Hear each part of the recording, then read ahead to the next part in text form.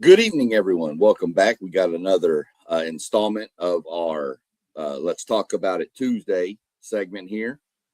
Just going to discuss some random topics around the world of sports and kind of open up at the end for a little, freestyle, I guess, if you want to call it that. So without further ado, we're going to introduce our panelists here for the evening. Start off in the bottom right-hand corner down there with the gentleman that put this all together. So if you've got any complaints, direct them at him, please. That's Robert with WTP for Life. What's going on in your world? Oh, man. I'm excited to be here this evening for sure. Ready to talk on Tuesday. I mean, this is my third stream since I got back from vacation, so I'm starting to get back into the swing of things again. Glad to be here this evening. Good to see everybody on the screen tonight. Of course. It's good to have you back from vacation. I know I had mine a week before yours or so, and they're nice, but you kind of get out of the rhythm of doing these podcasts when that goes on. So we'll jump up above him right there. We'll see the man with all the decor on the wall with the headphones on up in the top right. That would be our boy Mossberg of Level Up Sport 10. What's going on over there? Man, feeling pretty good, man. Can't complain. Blessed, thankful, ready to get into it, man. I feel like it's been a vacation for me as well. I'm busy, just ready to get back into the swing of things, being here every day, try to make it on every show possible. Definitely early in the week, I will be here from now on, man. It's just good to see everybody as well. Good to see you too. And then over in the bottom left-hand corner with the P on the hat down there, we got our man who tells it keeps it real over in the state of Indiana. Post game, what's going on over there? Man, it is all good. Excited to be on with y'all once again. I'm trying to get Rob to show me what he do to go on those fabulous vacations, man, but he being stingy. So, I'm going to keep working on it. Yes, sir. I feel you, man. My vacation sometimes turn into more work, I think, and Rob over there just turned everybody off and said, I'm out. So I'll give him credit for it. But without further ado, we'll jump into some of the stuff we got going here tonight. First off, last night was the WNBA draft. Kind of curious y'all's thoughts if you kind of paid attention, if you looked at it, if you I know some of y'all probably looked at it a lot closer than I did, but you always hear this question. If after looking at it and giving your thoughts, who do you think won the draft? And we're going to drop down and start over with post game on this one. We're going to let post game rattle off first on this one. Well, interesting draft, fellas. I thought a lot of teams did very well. The shock to me was the Minnesota Lynx, who's arguably the second best team in the WNBA next to the Vegas Aces. Probably the second best player in the league, having Nafisha Collier. But they end up with Olivia Miles. And if anybody out there has been watching the podcast, to add a point guard like that with the passing skills, the vision, to me, she's a female Magic Johnson. I know that's high praise, but y'all going to see what I see. But for the second best team in the WNBA to add a point guard like Olivia Miles, I thought they absolutely hit it out the park. I personally wouldn't have been mad if she went first overall. I think she's that good. But another thing was with the first pick, the Wings take AZ Fudd. Now, keep in mind, they already have Arike Gumbawale and Paige Beckers. So essentially what they're doing is they're rolling out a 3-guard set, which could be, that could transform the game. When you think about teams with the Golden State Warriors with the Splash Brothers, and then you think about the Wings with the names I just mentioned, that could transcend the game of women's basketball with that perimeter shooting. I thought Seattle did well with they had multiple picks throughout the 3 rounds. They got a lot of good players. So I felt like it was a few teams who did very well. Agree. real quick before we move on, I got to highlight the comment that came in. We got somebody named Roblox Edits is in the chat. Told them, hey, welcome.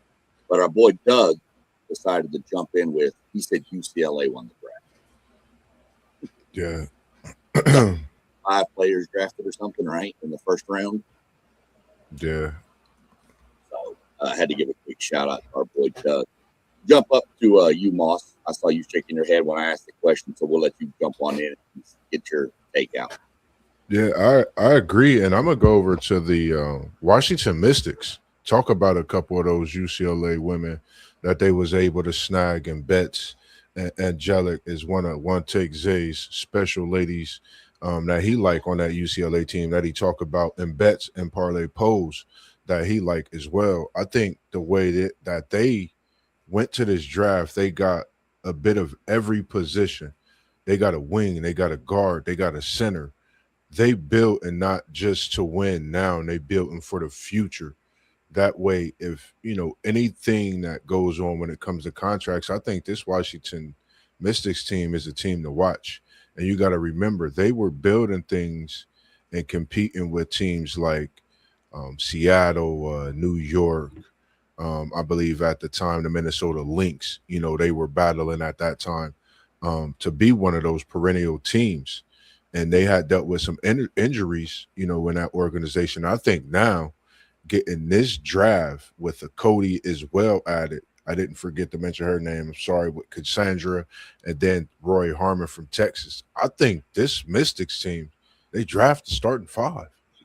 But they really could come at you in different ways. They for sure got a bench, and I think they could be a team that we think we should put on watch this year to see what they could do. Yeah, that draft last night, man, it was a phenomenal draft. You're thinking about 3 rounds, 15 picks a piece in each round. And you think about the caliber of players we've watched all this past NCAA basketball season, and you're thinking to yourself, man, the WNBA is about to be lit with the style of players that they already had, all of these phenomenal players, and then you bring in another crop of players from the college level, and you're thinking to yourself, everybody is going to benefit from this. So I can't pick one team that I think benefited over the other. But when you saw that first pick and you saw them take the young lady from UConn, Fudd, you knew for a fact that they were going to be institute the 3-guard offense. And many of us talked about who we thought they would pick with that first pick. And we thought they would get a big because we already thought their backcourt was solidified. Yeah. And then they go pull that stunt on you, man, which sends a message to the rest of the league. You better get ready for this 3-guard offense we about to throw at you. Because all 3 of them, they can ball, bro. And I think all the teams had an opportunity to do some great drafting, and they all did. So I don't think there's any winners, any losers. I think the WNBA won as a whole. Yeah, I'll agree. Like I said, it's not one of the sports I keep up with closely, but I do kind of keep up with it a little bit. And, of course, all my other favorite teams are in the Dallas-Fort Worth area, so I kind of take the Wings as a team. And, you can't go wrong if you stack a roster with people from UConn. I don't think you're going to build a bad team if you do that. So, they've been coached well, so they know how the grind goes, and we're going to see where it leads. I mean, it'd be good to see that team kind of step it up a little bit. They had a couple years ago, they were pretty good, and then they've just kind of fallen off and fallen flat. So we'll see where they go. Hopefully it'll work out for them, but it's going to be interesting, that's for sure, with that 3-guard rotation like y'all already mentioned. So we'll see. I mean, they're putting the league on notice. You better get out and cover us because we're going to start shooting. Real quick, the Seattle Storm, like, just to inform you on some of the players, I like the Iowa fam Tiam, if I'm saying it right. And I went to Seattle. You know, the big. I think when she comes to this WNBA, I think she's coming to change the game. The 6'4" big. You're talking about a versatile that could really do it all. I think when we look at this WNBA, it's beginning to have that changeover, that effect, like what the international players did in the NBA. I think we're starting to see that same thing in the WNBA, but it's more like this year. I think it's known, it's put on notice, the quality picks that they went in this WNBA, but the talent is there. So I think when it comes to the WNBA, I think we're in for a great season. If you don't watch it, I'm telling you, this next couple of weeks, you might want to tune in to that opening day, because I think we're going to start to see some rivalry matchups, one-on-one type of matchups, where we see, a mentality in some of these players we haven't seen in the past few years to get that back. And we seen the veterans at the WNBA draft and how they spoke on the talent that we have that's coming in and for the years to come as well. And don't forget, Moss, Seattle drafted Dominique Malonga last year, the 6'6" center from I think France. So you parlay that with they draft this year, and they cooking with something.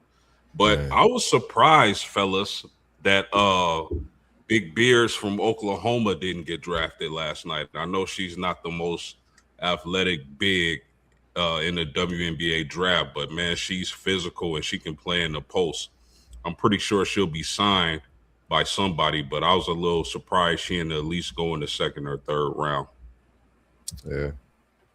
And speaking on that UCLA team, that was 6 seniors that got drafted. Like, that's crazy for 6 seniors, coming from a national championship team. I think that just goes to show the work that they put in, for those few years, and being right there and actually getting them one. Just shout out to the hard work that they put in as well as all the ladies that got drafted or didn't get drafted, that you still doing what you do as well. Yeah, 100%. I think y'all mentioned it before, but here's a question for somebody that doesn't follow it as close as maybe y'all do, and this may help some viewers out too. Like the NBA has a D League. Does the WNBA have anything like that, or do these players have to go overseas to be considered like their G League? If that makes sense? Mm-hmm. You can go ahead and take it, Post, if you want. Yeah, the WNBA doesn't have a G League. The players that miss the cut are likely heading overseas until they can get into the WNBA. Okay. That's. Oh, go ahead, Moss. No, I was about to say, and then they just started having like little. If you really watch a lot of players, when you got that Olympics, that FIBA, they actually get that look, during those times. And like Post said, and then you had this rival leagues that's going. So, if you just sometimes look into it, which I notice is starting to change a little bit, different leagues are popping up that they're starting to have throughout the spring and summer, during that downtime. So it's gaining momentum, is broadening, is becoming more global. In other words, slowly but surely, it's going to get there. And I just love the way it's going. I think this year's draft, hats off, and I think we're just getting started on what's to come. Yeah, for sure. Like I said, I just, I wasn't for sure if they did. I didn't think they did, but, we wanted to verify everything and get it cleared up. I thought they had to go overseas, so that's good to talk about that. If you're following along on the chat, we're going to jump out of order for a minute because some of the questions I had already typed up, I found out from our dear friend One Take that they were already talked about on Saturday. So I deleted them and threw some in. Real quick, I sent him the link. I thought I sent it to him and then I resent it to him, but he asked for it. So can somebody make sure he's got the link? Because I think he's trying to get in. And I tried to send it to him again. So I got you. I'll send it to him real quick. All right, we're going to let Robert take this one first, real quick. So we're jumping over. We're talking about WNBA. Now let's go to the NBA. Do you like the play-in tournament? Why or why not? I do like the play-in tournament. I mean, it's not like they're trying to put a team that's in the 12th spot into the playoffs, but I like that battle to get into that 8th, 9th seed, trying to get that positioning there. I like it.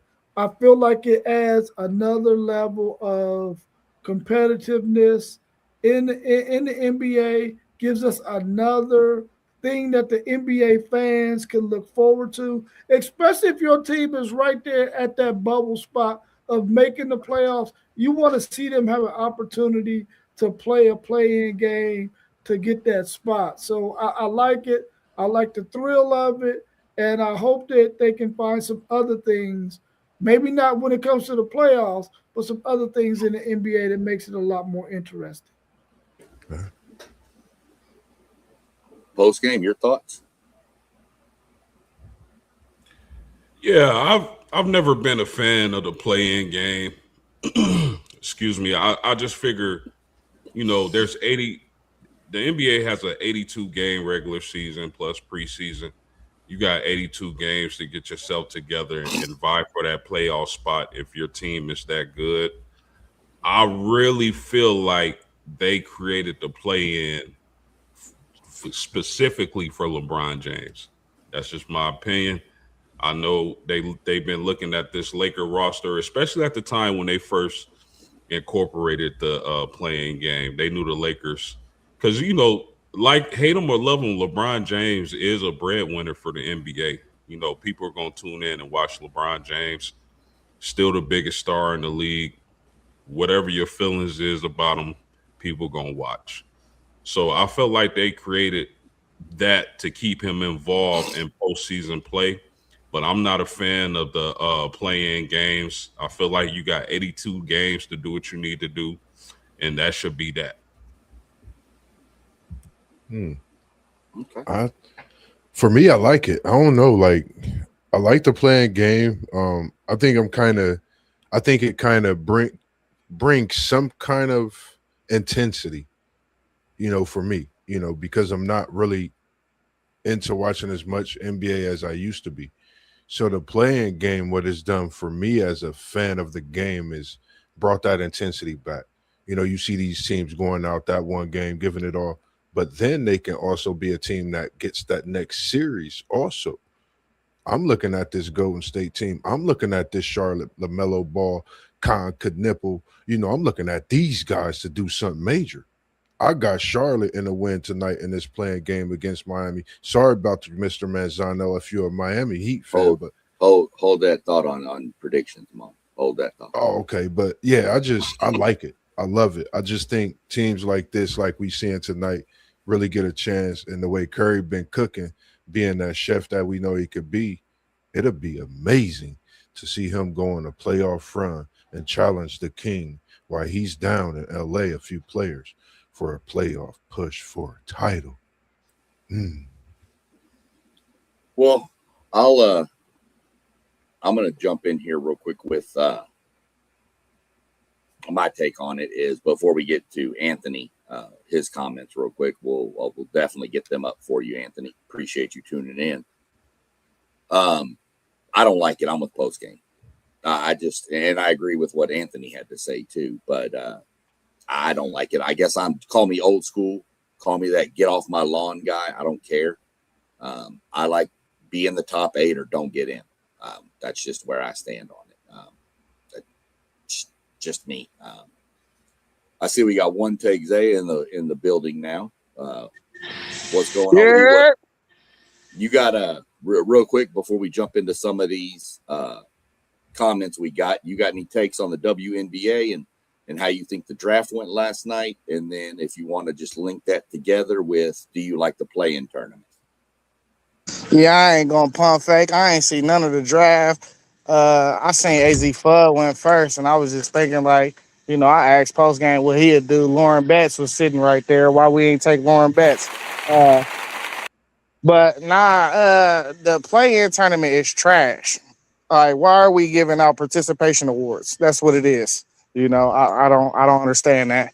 I heard postgame say they created for LeBron. You know, that's the first time I heard that theory. But when I think about it, that might be true.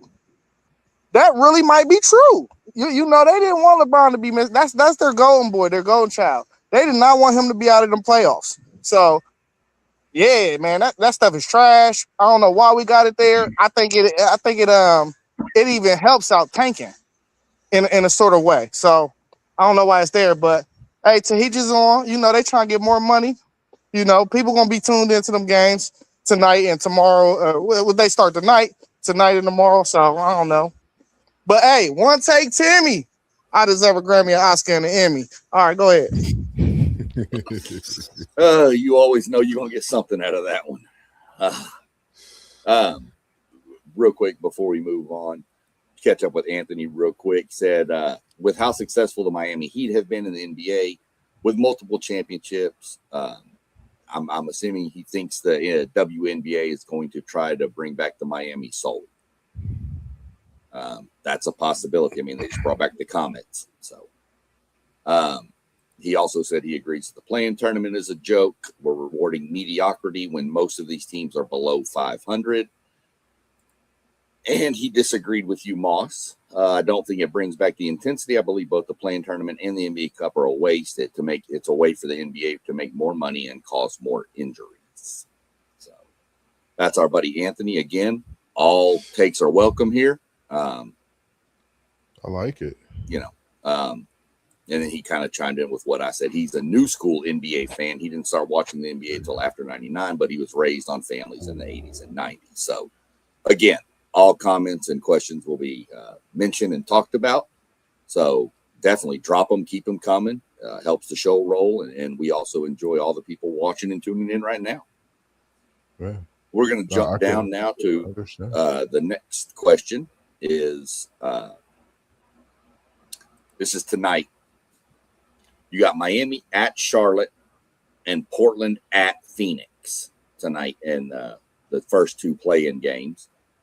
So let me see who hasn't gone. Moss, you can take off since you were trying to give your predictions out earlier with Charlotte, Miami, and Portland and Phoenix. What are your thoughts on those two matchups?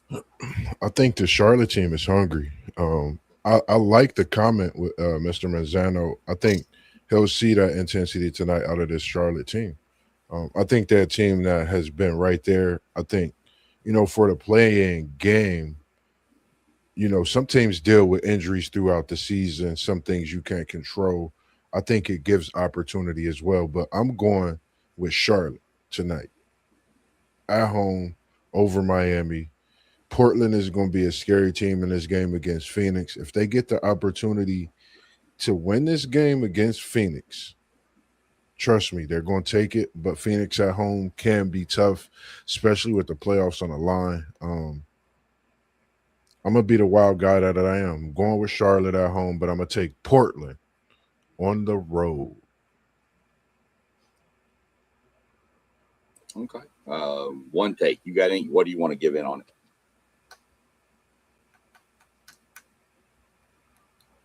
No, I guess he doesn't have a take. So we'll slip on over and let's roll over to post game. Yeah, absolutely, man. I'm looking forward to this young hungry Hornets team. I like the way they're constructed. I think they're taking a page out of the Golden State Warriors playbook when you talk about Khan, Knipple, and the ball boy.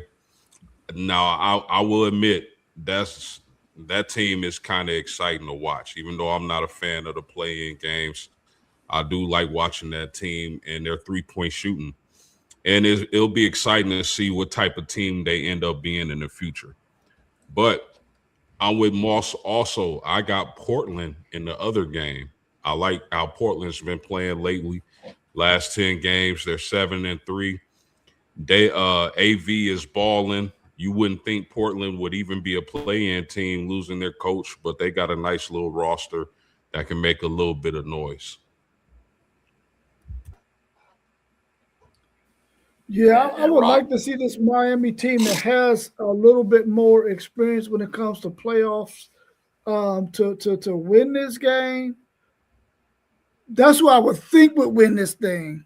But I love that young Charlotte team, man, and I would love to see them make it to the playoffs. They're probably going to get swept by whoever they meet, but I still would like to see them win this playoff game and get in there. Even though I believe the Miami team and the experience that they have will probably win that game. As far as the other game, I think Portland is playing some really good basketball right now. And whenever you got a team that's starting to get hot during the second half of the season, you want to see if they can stay hot going into the playoffs. So hopefully they can pull out this win over Phoenix, even though Phoenix is the home team. Like my man Anthony said, they might be soft. Yeah, Anthony's got some pretty good takes on it. He's kind of agreed with you with the Miami and the playoff experience.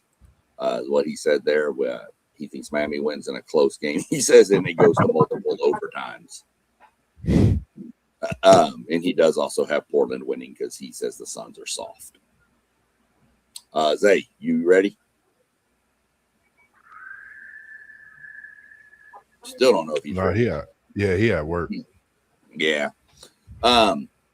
I'm going to go with the take here. I like this young Charlotte team. I get the feel from Charlotte in this kind of scenario that they're almost too young to know they're here, and they just play. I don't want to say they're like too dumb to know they're there, but that just doesn't sound right. But they're there. They're like, we're just playing ball now. Let's just play. I don't know that they're going to let any kind of nerves or it's playing and all. I don't think that's going to affect them. I think they're just going to play and have fun. I'm going to take Charlotte in this one. Portland, Phoenix. This game can hinge a lot on what Devin Booker do you get. I've seen Phoenix be extremely tough when he's on, and I've seen Phoenix get blistered when he's not. So that's what we're going to go with. I'm not a Suns fan, so I'm going to hope Portland wins this. Never have been a Phoenix Suns fan.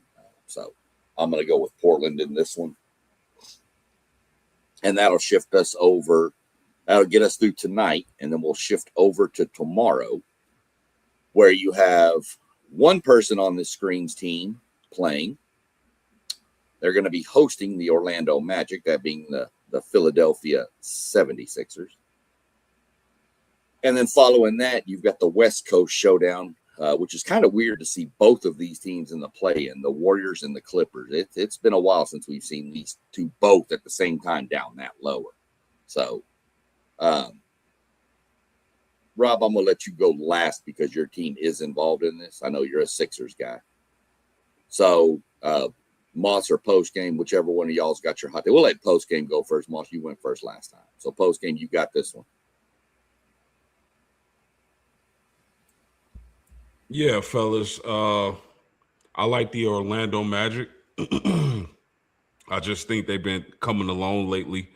My man Ben Churro is a force to be reckoned with. If anybody out there doesn't know his game, I've said it before. Reminds me a little bit of Carmelo Anthony, big physical guy who can rebound and score the ball. If Philadelphia was completely healthy, with a healthy Joel Embiid, I don't even think they are in a playing game. I think their playoff spot is secured. But I got the Orlando Magic in that game. As far as the Clippers and Warriors, as long as Kawhi Leonard is playing, I'm going to go against the Golden State Warriors and take the Clippers in this one. I mean, I love watching Steph Curry. I know what he's capable of doing.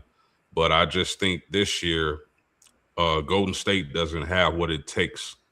And on top of that, Curry's been out for a long time, man, a long time. And I think, as good as he is, you got to build chemistry with that team, man. They got so many players out and so many new players increasing their role on the team. So I'll take the Clippers in this one, so long as Kawhi Leonard is playing. Man, this tough for the Orlando game, playing without a Joel Embiid. of course, in this one game, you'll definitely want to have him. I think they're going to try to attack the basket. But I think the way this Philly team been coming on, shout out to the way McCain has been playing as well. I think the way he's playing, you add Paul George in there, what all he's been through. I think this Philly team is out to prove something in this first round without Joel Embiid being there in this playing game. I'm going Philly. We all brothers. We all love each other. So go ahead, show some brotherly love to Philly for them to get this win. So I am, because I like what they bring. Tyrese Maxey, we know what he brings to the table too. I love what you said, Post. I think this is a team that you wouldn't want to play, being Philly, because, you could be at home the following day. But I think Philly prevails in a close one. Man, it was tough. I'm going to go Philly. Definitely go Philly in this one. All you, floor's yours. Man, my Philadelphia 76ers, man. Joel Embiid, man. Come on, man. You done it to me about 8 years in a row, man. And I understand it's an appendicitis. I understand it's an appendicitis. You had no control over that, nor did you have control over any of those other injuries either. But, man, listen, dude, you got to be the worst luck having player in the NBA. I already said it before. I thought Philadelphia, once he started playing good, they might want to think about trying to get something for him, because we already knew this would happen. But I'm going with my Philadelphia 76ers because they're my team and I need them to win it. But without Embiid, it's going to be very, very difficult. As far as the Warriors and the Clippers, I mean, how can you go against Steph Curry? Everybody wants to see Steph Curry. How is he, 38 years old or whatever, playing in the playoffs again? I think they missed the playoffs last year, if I ain't mistaken, or he was hurt and they went out early in the first round. So we definitely want to see Steph Curry in this playoff. So let's go Golden State Warriors. Let's go Philadelphia 76ers. Did I pick for you on that second one, SEC? Give me Curry, man. Of course, man. It's playoff time. Remember. Yeah. I'm going Curry. We'll jump into our boy. We got to keep up with our boy. Our boy Anthony B. He got some fingers, man. That dude be typing. He's typing like paragraphs. He put old William Shakespeare to shame over here. He's just going. He's got Orlando. He says the same thing about Philadelphia that he did with Phoenix. They're soft. And he's got Golden State because he feels the Clippers are soft. And then he has another comment here. Philadelphia, if they've blown, even though they're at home, they've been known to blow home playoff games over the past few years. And then our boy Zay said he got too much work going on, but he's got Charlotte, the new Splash Brothers, and Portland moving on there. So kind of where I sit is I'm leaning Orlando. I like Pablo Banchero. Yes, sir. I like him. I like his game. Didn't like him much when he was at Duke, just because he seemed to always beat teams I liked. But I know that'll make one certain lady not happy with me, but that's all right. So I'm going with Orlando. And I'm going to agree. I know it's odd for me in postgame to agree. Sarcasm for those. Go watch some old shows. I'm going with the Clippers. I've had enough of Steph Curry in the playoffs. It's time for him to go on. Let's get some. I like Kawhi to lead the Clippers to victory in that game.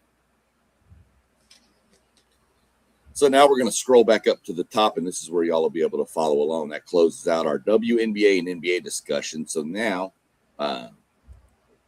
jump in. This has been full effect. We've had some players sign. Looking at the transfer portal,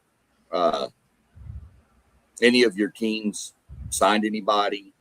that of note is there's somebody you're keeping an eye on for your team?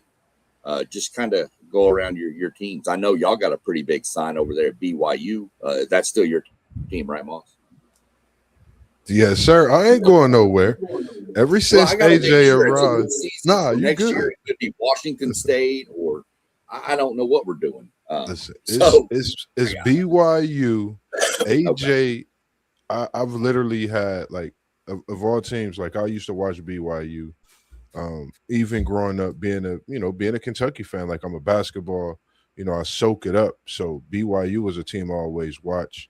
The way they play the game is special. They always had great coaching, just even they student section. That's what really got me to BYU. So what we have coming in, 6th ranked player, I mean, special. I'm giving a little clue of my what if, man. I'm hoping my guy come back and not go into the NBA draft. Because that's going to swing a lot for BYU right there. That's going to swing a lot.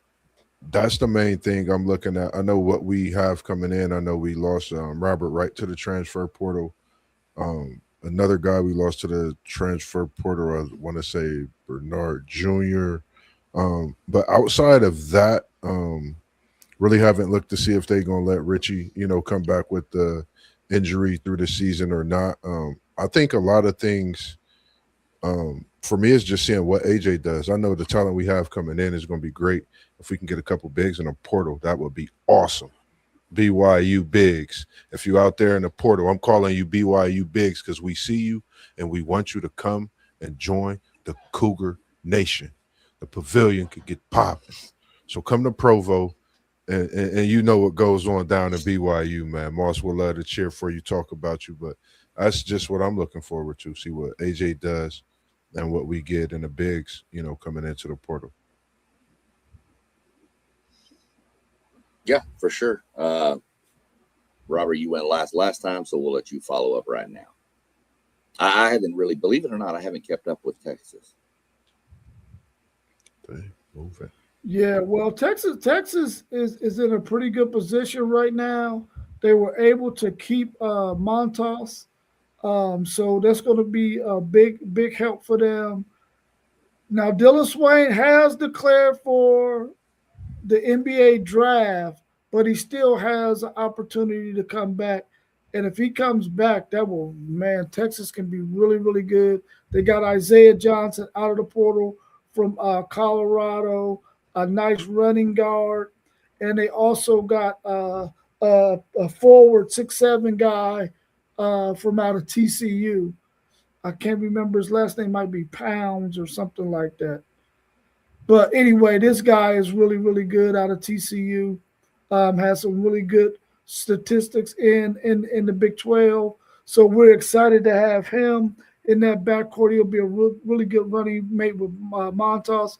They got 4 guys that's coming in as freshmen. So that's going to give them 7 guys. So I would imagine they're going to get 3 or 4 more people out of the portal. 4 if Dylan Swain decides he is going to stay going to the NBA, but if he doesn't, then they'll get 3 other guys, probably another combo guard, and a guy that can play the 3, who might be around 6'5", 6'6", out there on the wing for them. But they got to get shooters. That's what their biggest concern is right now. They want to get some more shooters. Because in a Sean Miller type offense, you got to be able to shoot that rock, and they can't afford to get another Kendall Weaver. I love Kendall Weaver to death, all of his hustling and all of that, but you sag on him all day because he can't shoot. Post, well, what you got going? I mean, Yeah, I mean, the team that's been on fire for me has been the Indiana Hoosiers. I mean, this is such a different era of college sports with the NIL and transfer portal, man. You can literally build a juggernaut overnight. I mean, first of all, them getting former Notre Dame point guard Marcus Burton, a guy who led the ACC conference in scoring his sophomore year. That was a huge get, and shout out to him, man. He deserves it. Uh, of course, I would have loved to see him stay at Notre Dame, but I mean, Notre Dame men's basketball is Notre Dame's men's basketball right now.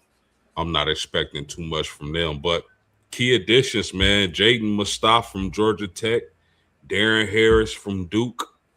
I'm not even going to try to pronounce the other guy's name they got from SMU, but they're assembling a great team down at IU. So that's a team to watch next season because they've done a hell of a job in the transfer portal thus far.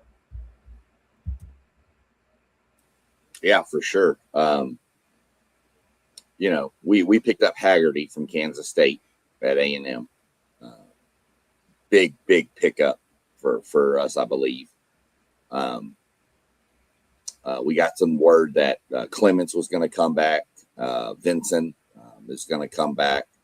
And we've got our names in the hat for a few other players to go get to. I think you're going to see a lot of the rosters get kind of filled out over this next few days. Got to look and see. I'm not exactly sure when this portal ends, but I would assume it's got to be in the next week or so. So really was happy about Haggerty. I'm still curious where that kid from, what was it, Santa Clara, or was it St. Mary's? One of the two. That kid that was the leading scorer and rebounder out there. I can't even pronounce the kid's name. But I'm real curious to see where he goes. I think Louisville has been pretty much hitting this portal too now. They got the big from Kansas, and I can't even remember the other person they got. So Louisville's had a pretty strong transfer portal so far too. Our boy Anthony talking about the transfer portal, he kind of agrees with what we've all said before. He thinks it's a good and bad thing. It's a good thing for players that aren't getting playing time. It's a bad thing that you can do it multiple times. We've all kind of agreed on that over numerous shows. But I don't remember, somebody had mentioned building a juggernaut roster out of the portal, and he said he used his Hurricanes. No one expected Miami Hurricanes to be that good last year. And then all of a sudden he made the right additions in the portal, and Miami was a really good team this year. So, speaking of, I know it was a good team. Go ahead. Yeah. No, I didn't mean to cut you off because you got to think they was just in the Sweet 16, if I'm not mistaken, Elite 8 just a couple of years ago, and think that was a team that could have went to the national championship. You know, foul trouble, I think, was the only thing, and they missed shots. I like that Miami team. I was rooting them on. I like the players they had. So, yeah, it was good to see what they did with the portal. I think the portal was special for college basketball. We seeing players we don't get to see. A lot of people not talking about Blackwell from Wisconsin. I think he messed around and get a spot at a Duke, a North Carolina, one of these blue blood schools. And I still have my thoughts on North Carolina being a blue blood with what they've been going through and dealing with. And who knows, Michigan might pull a hat trick and do what they did in the portal. I mean, with what they have coming back, I think this portal was special on the college basketball side, whereas we had so much craziness on the football side.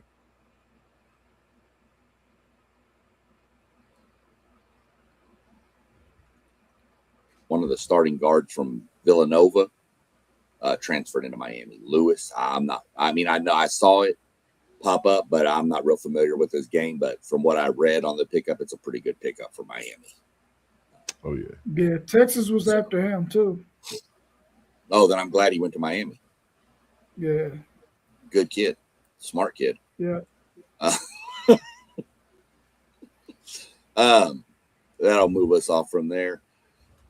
This is where it gets a little weird here for me is we've got the NHL playoffs cranking up. Now, I know hockey's not followed as closely as other sports, but I'm going to lay out to you how they do their playoff seeding, and you tell me how dumb you think it is. And if you don't think it's dumb, you're banned from this show forever.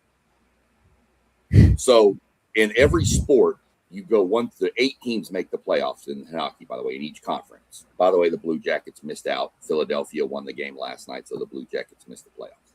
So, but there's the Atlantic Division, the Metropolitan Division, the Central Division, and the Pacific Division. There's 4 divisions. So what they do is 8 teams make the playoffs, 3 from each division.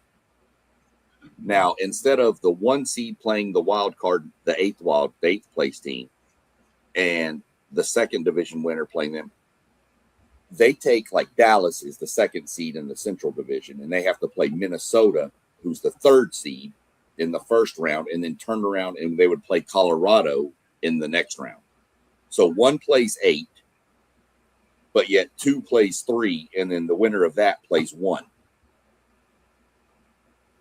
It is the dumbest playoff setup ever.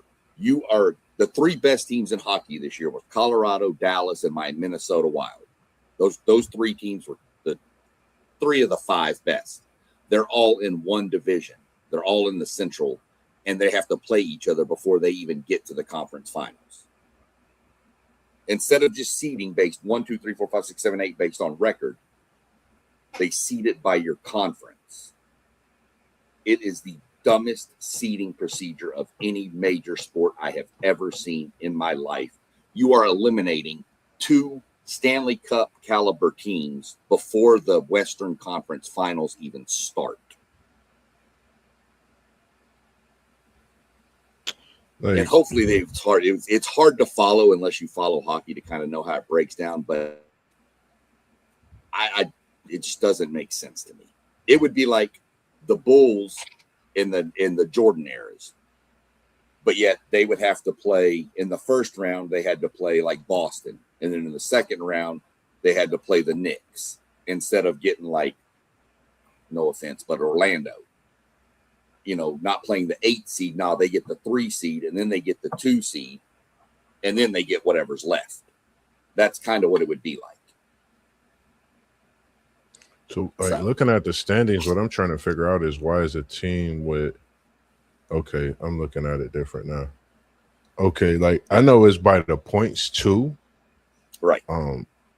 Well, but yeah. So if you're looking at the standings, let me pull up my hockey standings real quick. If you're looking at them and you go to standings, if you hit the little tab, if you're on ESPN, the little tab says wild card under standings. If you click that, you'll then see you got the Atlantic, the Metropolitan, and then the 2 wild cards. And then you have the Central and the Pacific, and then the 2 wild cards. You can actually hit playoff. Well, they haven't filled in their bracket yet because it's not set yet. But if you look, Colorado has 117 points. Dallas has 110. And Carolina in the Eastern Conference has 111. And Minnesota has 102. There's 3 teams in one division that are going to eliminate all but one. Dallas, Colorado, or Minnesota are going to be eliminated in the Western Conference semifinals. One of those teams will make it out of that. But yet you've got teams like Vegas, Edmonton, and Anaheim who all have 93 points or less. And one of those teams is also going to be in the Western Conference final. So you're eliminating 2 of your best teams in the first 2 rounds of the playoffs. That's if they lose, though, right? But they're playing each other, and they're the 3 best teams, so they're very evenly matched anyway.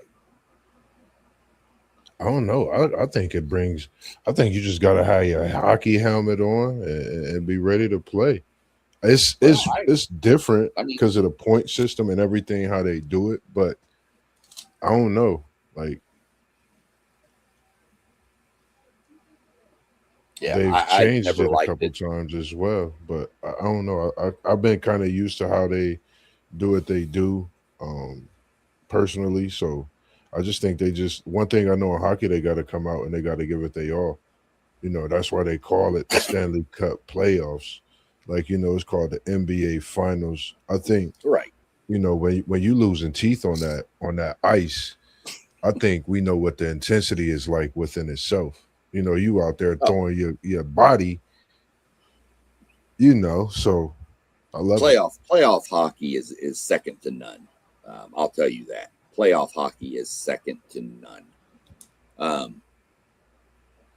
I just can't. I don't understand what's so hard about just seeding 1 through 8 and doing a normal tournament bracket. I just don't understand it. To me, you're just eliminating some good teams right up front, and you know, people that are casual fans won't tune into a hockey playoff series, you know, randomly, but maybe during the Western Conference Finals. And if it's like Dallas and Colorado, the 2 highest scoring teams in the league, points wise, if those 2 teams are playing in the Western Conference Finals, you have more of a chance to tune in than you would if it's like Colorado and Utah. Gotcha. You see? So to me, if I'm a commissioner of a sport, I would want my better teams to be alive longer. So just kind of a weird take for me. I don't know if y'all got any questions or anything like that. We do have a couple of good matchups. We're probably going to get the Battle of Pennsylvania in the first round. We are going to get the Battle of Pennsylvania in the first round, which is Pittsburgh versus Philadelphia. I know Columbus, shout out, like a lot of Pittsburgh fans here, because when Columbus didn't have a team, a lot of them gravitated towards Pittsburgh. So Yeah. we got some good matchups coming up. So, you know, any questions, comments, concerns, or anything you want to know, I mean, I'll answer whatever I can about hockey. I follow hockey closer than I do a lot of other sports, because I think it is just insane the amount of skill these guys have on a pair of ice skates. I couldn't check my mail in ice skates. And these guys are out there running into each other, hitting each other. You never watched a hockey game? Watch playoff hockey. They fight. The refs let them fight until somebody hits the ground, and then they break it up. I love hockey. Hockey is just insane to me. I like that you mentioned the Pittsburgh Penguins. I'm going Pittsburgh Penguins because I'm a Sidney Crosby fan. And when you mention the Pittsburgh Penguins, it's no way, you know, you can't think about Sidney. I think that's like, you know, watching, you know, at one point it was MJ on ice. I still think it's like watching him as he's ending his career. You know, respect to MJ. If you go watch Sidney Crosby over his career, you know, the rivalry that him and Alex Ovechkin, you know, had with each other and what they do respectively on that ice with the puck, with the stick, you name it, man. So I'm going Pittsburgh Penguins, just what you mentioned in that game myself. Yeah, I mean, Pittsburgh's a hot team. I can tell you right now, my Western Conference final is probably going to be Dallas versus Vegas. And then in the East, I'm going to have a little crazy one. I think it's going to be Carolina and Buffalo. By the way, this will be the first time in 3 years we have a new Stanley Cup winner, because the Florida Panthers didn't even make the playoffs. Yeah. So the back-to-back defending champions are not in there. So I just wanted to kind of get that out there. I mean, like I said, I know it's not something that's watched or followed real close, but I just thought it was just a weird playoff scenario system. So I don't want to waste too much time on it. Like I said, another one, we're kind of a couple weeks into it. I don't know, we've never really touched on this yet, but if you've got a favorite baseball team, have you kept up with them at all? And if so, how do you think they're doing right now? And you have any hope for them? And I see you shaking your head with that little face down there. So I'm going to let you go first. I think I know who your favorite baseball team is, and I am happy right now if it's who I think it is. Man, my Houston Astros, There we they came out looking like they were going to be decent. I had no hope for them this year now. Don't get me wrong. I didn't think they were going to be any good. But, man, they came out, and I was like, oh, wow. They was like maybe 5-2 or something like that. Yeah. Here lately, I think they've lost maybe 9 straight games. They've been getting their butts kicked. And I'm like, man, what is it? Hold on. It's not that bad. Let me interrupt you. It's only 8 games in a row. 8 games in a row? Well, I knew I was close. Man, that team is, I mean, but it ain't even close. It's been like 9-1, 10-1, 7-2. I mean, they've been getting smoked. So, I've been keeping up with my Astros, but man, they are horrible right now. I don't even know if we have any bright spots. I mean, Yordan Alvarez hit his first home run a couple of games ago. He might have 2 by now, but they're just really not any good, man. And when you don't have pitching, and they got rid of some guys that they probably should have signed to some contracts, but they didn't do that. And when you got a small market like the Houston Astros, man, you're not going to be able to retain players that you need to win championships. They got lucky the couple of times that they were able to do it, but my Astros ain't looking good right now. It's not a small market, though. That's like the 5th biggest television market in the U.S. Yeah, but their team isn't. It's well, ownership. I mean, I'll say small in comparison to L.A. and New York. Okay. Yeah, I mean, it does rank behind Dallas-Fort Worth, too. But that's Dallas-Fort Worth combined. So, but I just think it's the owner just doesn't want to. They just don't want to pay. And I'll be honest with the Astros, they've made some terrible trades at deadlines trying to make a run, and then it's turned around and bit them. Yep. So, sorry, somebody came in my door. I didn't know who it was. Thought I was going to have to go stab somebody. It was just my son-in-law. Probably should have stabbed him anyway. Man, Post both Yankee fans, so I'm gonna let you. Are you really? Yeah. Everybody's got like my hated rival in baseball here. Them bats, man. Them new improved bats. But I'm gonna let Post have this one about our Bronx Bombers. Okay. Let's go with it. Yeah, first of all, I got beef with Rob of WTP Sports News because when he was on vacation, he came into the chat, probably, on a beach or something, toes in the sand, might have had an adult beverage, maybe not. But he got to talking crazy about the Yankees. At that point, they were like 5-1 to start the season on a heater. And since then, I think they're like 4-6 in their last 10 games. So they've been struggling here. So I'm gonna put that on you, Rob, man. Ever since you had me talking about my Yankees on live stream, they've been faltering. So hopefully they can get. Listen, man. Garrett Cole is out. I'm hoping he can get back and return to form. We need our ace. I mean, the Yankees, for some reason, over the last, 10, 15 years, invest a lot in big bats. So hopefully, the pitching can, because we all know pitching gets you W's in October. Hopefully the pitching can get up to par. Like I said, Garrett Cole gets back and turns back into that ace we need. Yeah, I totally agree with you in that. And, for me, just seeing Aaron Judge do what he do, man.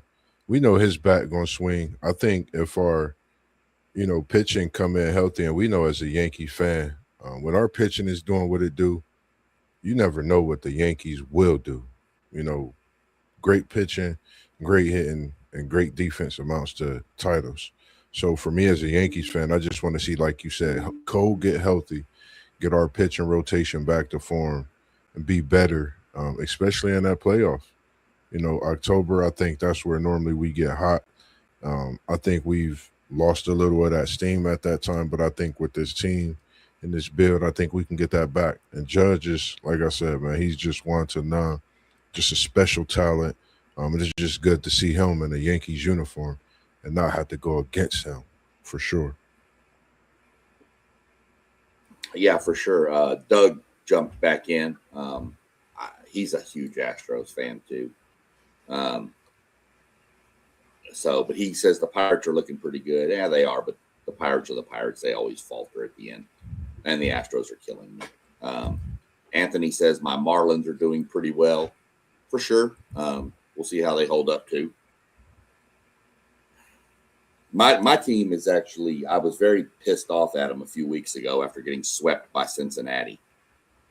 But then they turned around and swept Seattle. Lost 2 of 3 to the Dodgers, but I mean, that's to be kind of expected, I think. And now they're playing Oakland this week. So we'll see how that goes. Beat them last night. So my Rangers are looking pretty good. If we can get if our pitching staff will do what if they pitch to their potential, that has a potential to be one of the best rotations in all of baseball. When you throw Nathan Eovaldi, Jacob deGrom, and Mackenzie Gore, 1, 2, 3, followed by first overall pick a couple years ago, Jack Leiter, and I want to say first pick in the second round, maybe Kumar Rocker, both Vanderbilt pitchers from back in the day. I mean, if those guys pitch to their potential, that's a formidable pitching rotation. So I'm kind of happy with where we are. I didn't really look for a whole lot. So anything, we can do to make it work, I'll take it. We are probably in the worst division in all of baseball, the American League West. Seriously. That's a division that's going to be, the winner might have 87 games won, but they've all beat the hell out of each other because I think they're all about evenly terrible. The teams are. So we'll see what happens with that, but it's kind of what I am. One last thing on baseball real quick that I wanted to get your opinion on is as soon as, man, we have more chats tonight than I've ever seen, more comments over here. We're going to have to get Melissa, or we could have used one take to just be a moderator on these things. I got to get back up to where. So with the amount of money being spent on rosters, do you feel like baseball is the main sport where you can buy a championship? There doesn't seem to be any rules. They have a salary cap, but they don't follow it. The Lakers are just paying people billions upon billions of dollars to come play, and they're structuring this contract so ways that it doesn't really affect cap numbers. But if you add up their rosters, the Yankees are notorious for overspending too. My Rangers did it once, and it got us a World Series, and then it bit us because now we're broke. But do you think baseball is a sport where you can manipulate the salary cap, so to speak, and just pay for a championship? Man, most definitely. We seen it the last, couple of years with these daggone Dodgers, man. It's right there, man. I think a couple of years ago, they lost to the Astros, and I think before that year, they lost to somebody else. But I think maybe the last 4 or 5 years, they made it to the World Series. With that freaking roster that they got, all that money they got, man, yeah, you definitely can. It just hasn't worked out for the Yankees. He had to sneak that in there, man. We gonna leave Uncle alone, man. He always teasing our Yanks, but it's crazy seeing the Mets and the Dodgers having this crazy contract, and the 350 millions, 320 millions for another, and that's like, for us, we sit back and we like, wow, you have that much to build a roster for a year. So I'm in agreement, man, totally. I think it's the one sport so where you pretty much could do that. I actually want to go see more baseball myself, learn a little more about it outside of when I played when I was younger. I notice it's a sport that if you could swing a bat, if you could pitch a ball, if you could catch a ball, if you could steal a base, you could get paid in them good graces. So, for me, I suggest it's something that people look into as an athlete. There's nothing wrong with playing baseball. It's a great sport if you ask me. As it sits here to have us talking about what we're talking about. But yeah, I totally agree. You could buy a roster and definitely win for sure. Listen, Rob is correct. I've seen some extremely expensive Yankees team not do what they're supposed to do. As far as the Dodgers, uh, currently in the last couple of years, we all know the Dodgers spend a lot of money on their roster. It's working out for them. But as far as the question, I think the same thing happens in college sports. The teams that are willing to spend big on their rosters normally have success in the season. You think about Michigan. I thought, Michigan had a great team coming into the season. Didn't know it'd be that great. They spent a lot of money on their roster. Uh the Hoosiers with Mark Cuban, sugar daddy in that program. They won a championship, Right. So I think I do agree that the MLB might be the best example, but throughout sports, period, normally the team that spends the most money on their roster is going to have a lot of success. Yeah, very true. I mean, I agree. Like I said, I mean, you know, it doesn't always lead to championships, but here lately it seems like it does. The Rangers went out and spent $500 million that year to get Marcus Semien and Corey Seager. And then they spent a lot of other money and traded stuff and won a title in 2023. So, but then, like I said, it kind of fell apart, and now they're trying to figure out how to get more money to make the roster build back up. So it just seems like your Dodgers, your Yankees, your Red Sox, they just seem to always dig into that pocket a little deeper than other teams and pull out some extra cash. So we'll see what happens. Our buddy Anthony did mention that he's hearing a report that there could be something coming down the pipeline for the Yankees to pick up Sandy Alcantara from the Miami Marlins. And that would be huge for New York and a terrible loss for Miami. If Miami's off to such a good start, that would just be brutal to that team. So we'll have to keep an eye on that. That's just what he's given us with his report. Before we jump into anything else, we're going to hit the last topic I had. We're sitting a little bit over an hour, so we'll kind of run through this pretty quick. We've touched on it before, but we're winding it down. We got spring football winding down. What have you heard from your team that gives you hope for the season, and what has got you concerned? I don't know if any of y'all's teams have played their spring games yet. I know A&M's is this Saturday. So I don't know if y'all have done yours, but where are you leaning with your teams? Whoever wants to jump first, doesn't really matter if you've got to take on your team's spring. I'm gonna save mine. I'm only thing I will say, because there was a great stream the other day, and I seen with the ACC preview. I know I'm a Kevin Sperry guy, but the quarterback room is loaded. O'Neal, Daniels, Sperry. I'm just loving the battle that's going on in Florida State's quarterback room. I just can't wait till the season. I'm going to not say anything about a record, talk my stuff. I'm just going to be Mossberg, man, and tune in and keep everybody just wondering what I'm going to talk about when that ACC with Florida State come about. But the quarterback room is something that I'm really looking at. I think it's probably the most competitive that has been in some years. And, I would hate to see a quarterback go, but I hope they can stay with each other and continue to build something like programs have done in the past. When those guys stay together, you see one success right after the other. And that's what I would love to see starting this year at Florida State. Yeah, as far as Texas is concerned, man, their spring game is this Saturday. And the great thing about this Texas team that I'm starting to notice is the fact that they have the luxury of allowing certain position groups to allow some of these younger players to get a lot of reps because they already got proven players in those positions. Like, for instance, quarterback. Of course, Arch Manning isn't doing a whole lot, but this is giving KJ Lacey and Dia Bell an opportunity to get a whole lot more reps than what they would get had Arch Manning really be out there practicing. We already know what we got with Arch Manning.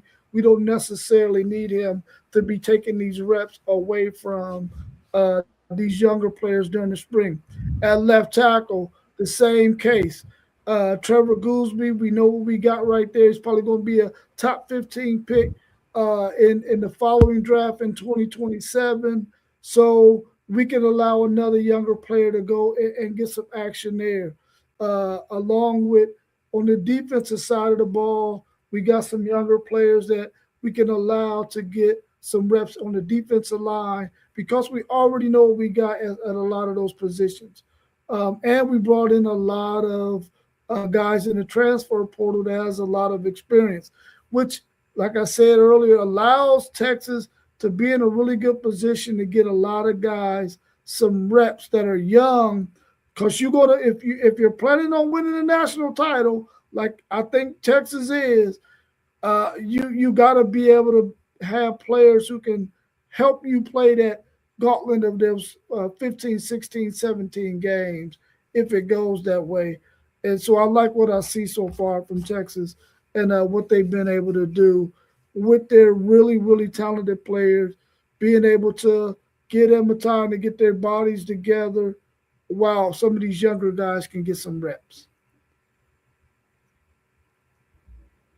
Yeah, I mean, it's hard to get it. Like I'm always excited as a college football fan and a guy who covers Notre Dame.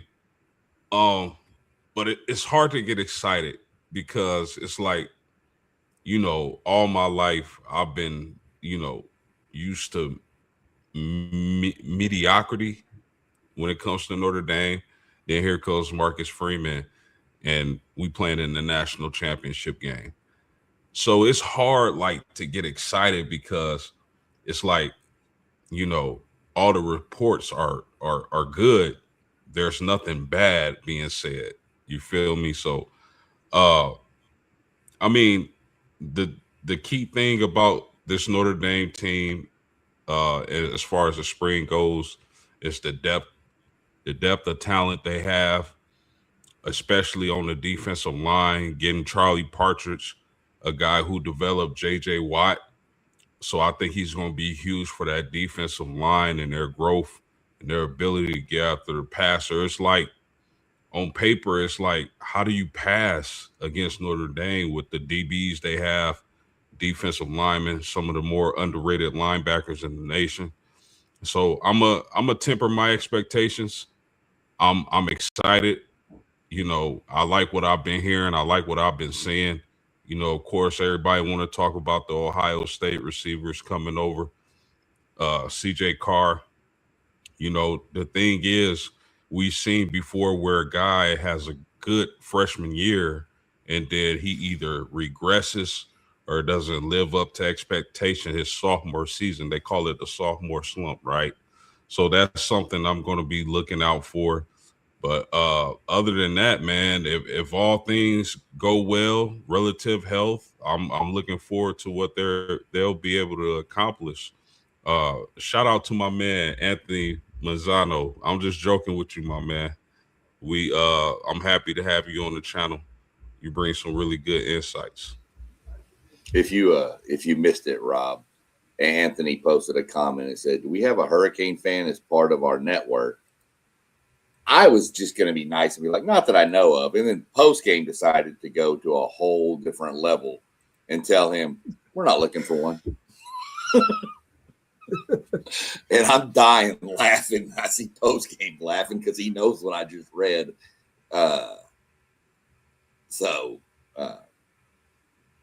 Yeah. Moss, your boy Doug chimed in with your Longhorns and said that the three freshman linebackers have been showing out. Atkinson from Georgia, the kid from Langham Creek, a high school down there by us in Houston, and Rocky Cummings from Cali, he said, has been showing out.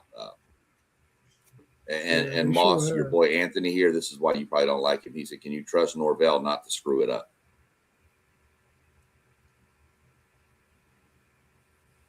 They have Norvell there.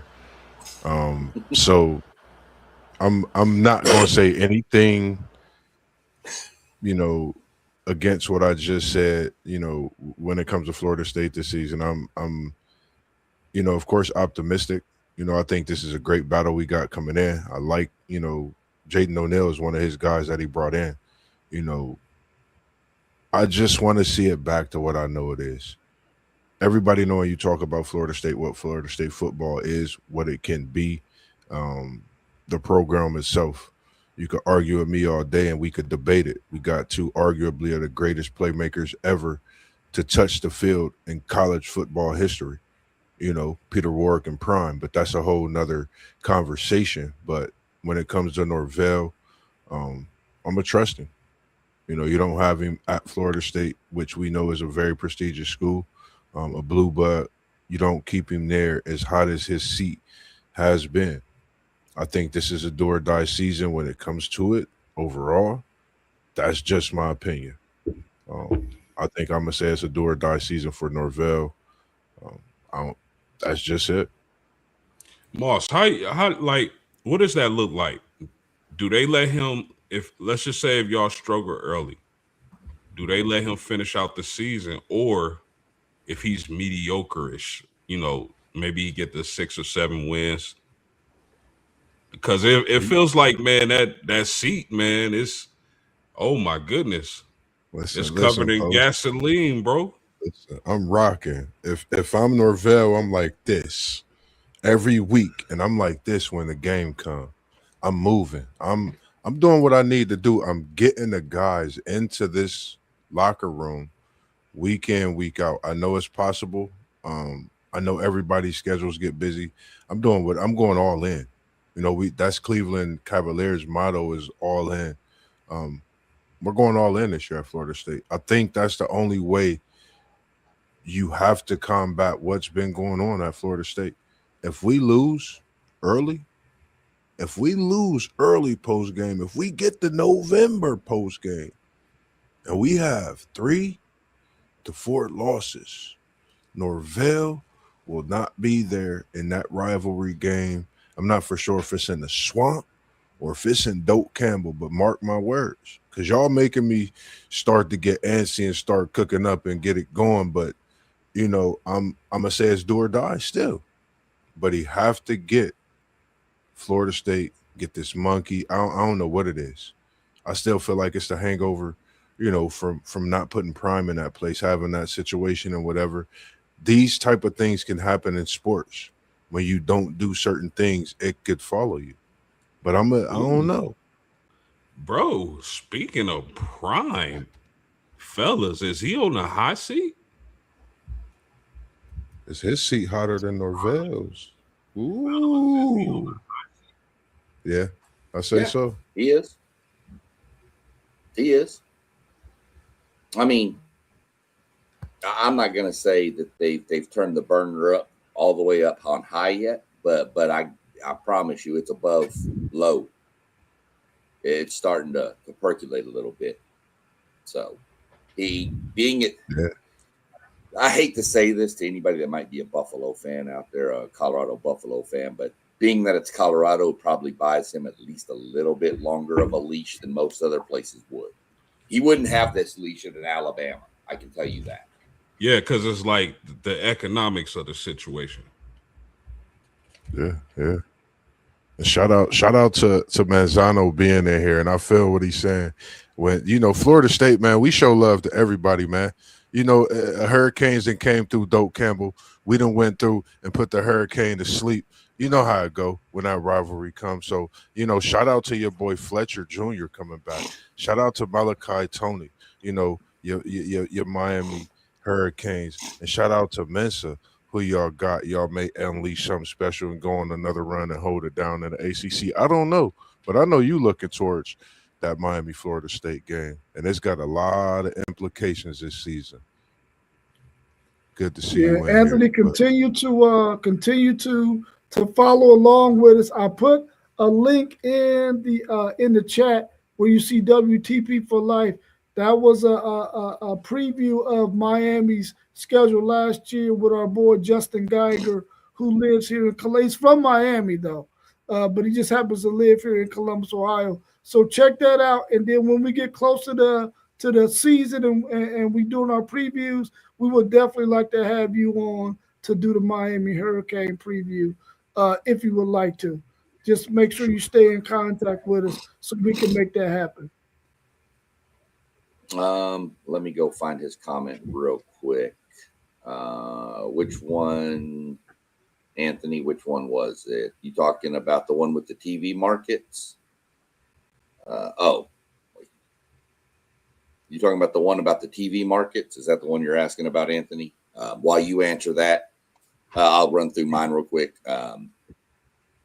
I think this A&M team has got more depth than we've ever had on both sides of the ball. Curious to see how the offensive line is going to gel. Everything I've heard has been really, really good coming out of there. Yeah, I'll get that comment in 1 second, Anthony. Our wide receivers, y'all can remember last year, Casey Concepcion and Mario Craver, but they were pretty much the same receiver. Even Ashton Bethel Roman, they were all kind of just real quick speed guys. There was never that body. Isaiah Horton, Anthony Gregory, I believe is his name. He's a freshman. I'm telling you what, you better watch that kid. That kid's electric. He has been the star of all practices. Him and Isaiah Horton have led the receiving corps. He is electric. I'm a little concerned about the injuries coming out. I've heard Ashton Bethel Roman is fine. He's good. It's nothing serious. I have not heard any update on Terry Bussey, though, so that kind of concerns me. We'll see. I trust Elko on defense, like I've said before, but I'm telling you that Anthony Gregory guy or Aaron Gregory, whatever, I may got his name wrong, but I'm telling you, I'll watch that kid. He's electric. He's not only is he like a 6'3", 6'4" receiver, but he's blazing fast. So take the top off the defense and go get it. So that's where I am with that. Let me, Anthony asked me to post his comment on baseball. He was saying that the TV markets in baseball are not done by the TV markets. It's how big the fan bases are. Houston, Texas, Miami, St. Louis, Atlanta are considered mid or mark teams. Probably mid-level teams is what he meant, mid-market, which I guess is fair. It's obviously a little harder to say when you're in that city. It looks like that's so many fans of St. Louis. If you go to a St. Louis, there's jerseys everywhere on the street, even if there's not a game that day. So I guess it's a little more apt like that when you walk through a city. But other than that, love the comments and the going back and forth with Anthony. Thought that was great. Doug popping in. We had some other guys pop in during out. Didn't really say a whole lot. Just kind of mentioned they were there. So didn't really worry about highlighting that. So before we get out of here, has anybody got anything going? Anything else you want to mention real quick before we drop the socials and the stuff and get on out? Yeah, just let me say real quick for everybody watching, your boy is 3 subscribers away from 300. So if you haven't subscribed to Post Game, subscribe to Post Game. Help us get the 300. I truly appreciate it. Kind of what I wanted to do different. We always kind of mention everybody at one time. Kind of wanted everybody to give their own little social out there to give a little plug for yourself too. So go ahead, Post Game. Where can they find you? Man, you can find the Post Game right here on YouTube at Post Game 86. You can find the Post Game podcast, Post Game Sports. I'm really not too active on other social media platforms, but you can find me on Instagram at Post Game 86. You can find me on TikTok at Post Game 4, I believe it is. So check it out. For most definitely. myself. And y'all heard him. Y'all heard him real quick, Moss. He needs 3 subscribers for 300. So, if you're a subscriber to Post Game and watching this, grab your coworker's phone and subscribe them when they're not looking. They ain't gonna matter. Get that man to 300. Yeah, definitely. Right now, man. Get Post up to 300, man. Get him up to 1,000. Get him up to 1,000,000, man. Get everybody up to 1,000,000. It's Mossberg, man. You can find me Level Up Sports 10 on Instagram, TikTok. I'm also on X, formerly known as Twitter. My name is Joe Moss on Facebook. That's JOE MOSS on Facebook. Of course, you have our website, WTPSportsDudes.com as well. Doug, if you're tuning in, man, I appreciate you. I'm getting that edit finished up as I sent you the finishing touches. I'm going to add some little glizzes on there of my own pleasures with the name and things, and I'll be dropping that tonight, if not tomorrow morning. I do edits as well for those out there tuning in, man. We do so many things within this group, so make sure you tap into those websites and those socials as well. Well, you should be at 298 now post game, because I think my wife just subscribed to you. So let's get them up. She's here to help the team. Go ahead, Rob. You're up, and you can hit yours, and then if you want to also plug the website. All right, cool. Let me give a shout out to my man, Linnell Walton Jr. He has made or qualified for the National Golden Gloves from here out of Columbus, Ohio. Even though he's training in Cincinnati right now, he's from Columbus, Ohio. One of our homies from the neighborhood, his son, his junior. Shout out to him. Go out there and be great on that boxing scene. Linnell Walton Jr. Congratulations on making it to the Nationals in boxing Golden Gloves. I don't mean to cut you off, my brother. You know what weight class he campaigns at? 154. 154. 154. Real quick as well, man. I'm glad you mentioned that. I was just speaking to his mom this morning, trying to tap into that special conversation with Mossberg. Miss Lee, if you're watching, we got to have Mr. Walton. We got to have you on the show. We want to have that conversation, man, to get a people a glimpse into, himself, you. As a mom, we applaud everything you do. I just appreciate you for returning the messages when I do reach out to you, as well as everyone else as well. Just had to get that in there with you mentioning that. Yeah, you haven't already subscribed yet to WTP Sports Dudes. You can find us on YouTube at WTP for Life. Make sure you check us out. Continue to subscribe to our channel. Make sure that when you get an opportunity to, if you ever are watching from WTP Sports Dudes on YouTube, you can also do super chats. We will greatly appreciate that as well. And make sure you go on to WTPSportsDudes.com and check out our website. If you got any questions you want to ask or you want us to post on the website, we will do that. And also send us your comments and response to some of the questions we already have on there. For sure. You got we'll go through. We got some other channels scrolling across the bottom. Y'all can go check out when you get a chance to. City League TV on Facebook. One Take Zay is on there. I'm SEC Sean. I'm kind of the weird sport guy. I kind of follow a lot of the stuff that's not really mainstream, your NASCAR, hockey, stuff like that. But you can find me here on YouTube, obviously, at SEC Sean, TikTok, SEC Sean, Instagram, SEC Sean.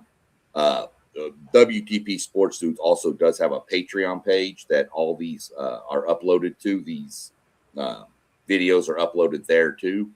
It's also linked up to Spotify. You can search WTP Sports Dudes 2026 under podcasts and listen to it if you're driving around. I also have my Patreon page under SEC Sean.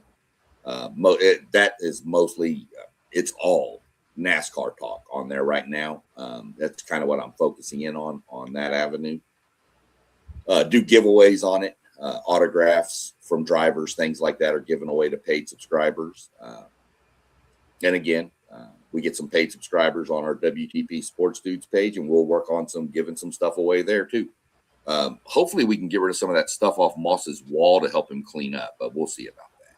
Nah, man, that's that Ohio State, man. First game. You see, I got the Waffle House menu up there.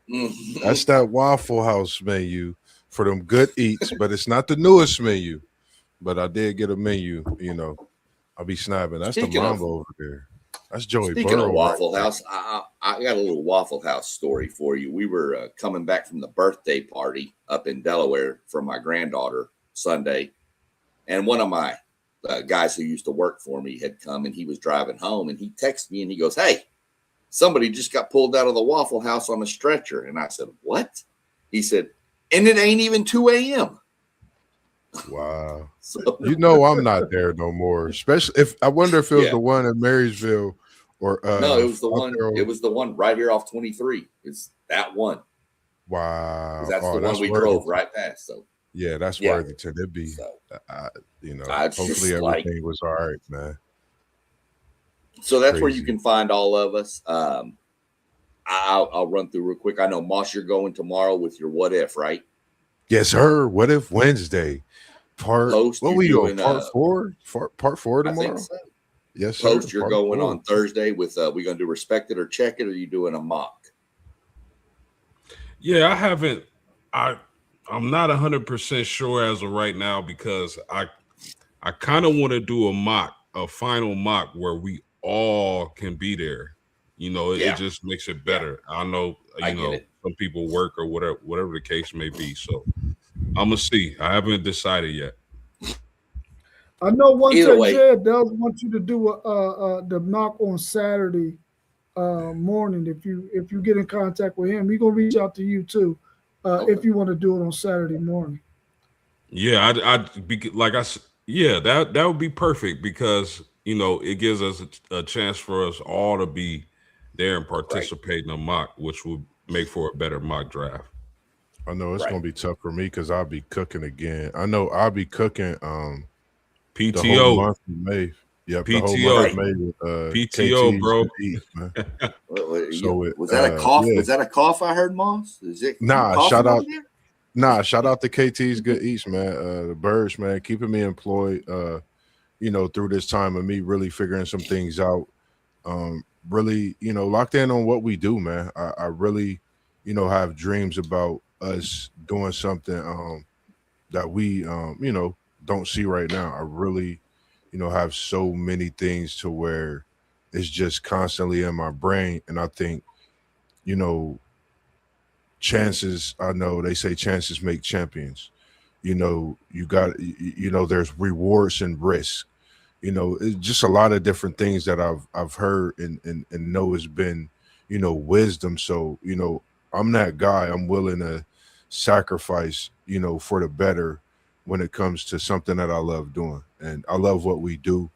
So you definitely going to see a lot more conversations coming from Mossberg. I apologize if I get in anybody's way at a time, but you may see a conversation pop up at noon. You may see one pop up at 4. I'll definitely let everybody know, but I think right now is a time for us, myself personally, to put everything that I've been doing to work, and behind the scenes. So that's what I'm trying to do and bring that to the people for sure. Yeah, for sure. And then, so that's going to be Thursday. And obviously you heard Saturday we'll be going on. What time are we going Saturday? Is it 9, 9:45, 10? What are we doing? Yeah. 10. Okay. 10 a.m. on Saturday. Friday, I don't think we have anything lined up yet. I know I'll be going live Saturday evening after qualifying and everything goes to do my previews for the race weekend. And then Sunday, we're back on it. Is Sunday still 10 or is it 9 now? It's 9. Okay, so Sunday at 9 a.m. So we got something for you pretty much every day of the week. We're going to work something in on Friday, too, to give y'all the content y'all want, deserve, and need. Other than that, if nobody's got anything else, we're going to step on out for the evening and call it and wrap it up. So, Yes, sir. As we We good? always do, All man. right. We was in the As we building always- and we out. peace. Peace.